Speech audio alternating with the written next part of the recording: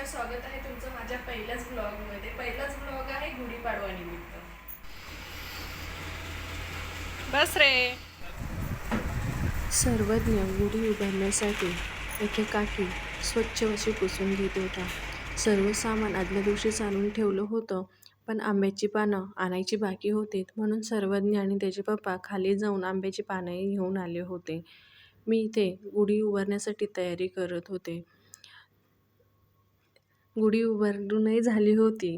पहिलाच ब्लॉग असल्यामुळं मी ते शूट करायलाच विसरले आणि सर्वज्ञाला सगळ्या गोष्टी स्वतःच करायच्या असतात. म्हणजे त्याला आवड आहे, मग मीही त्याला ते करून देत असते. म्हणजे त्यालाही समजेल की सण कसे साजरे केले जातात.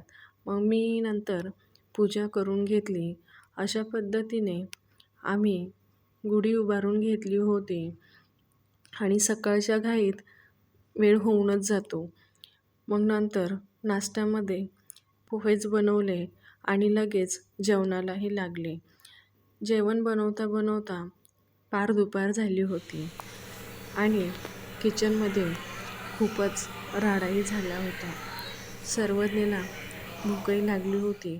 मग लगेच गुढीला नैवेद्य दाखवून घेतला आणि सर्वज्ञला देवाला उपहार दाखवण्यासाठी ताटही काढून दिलं.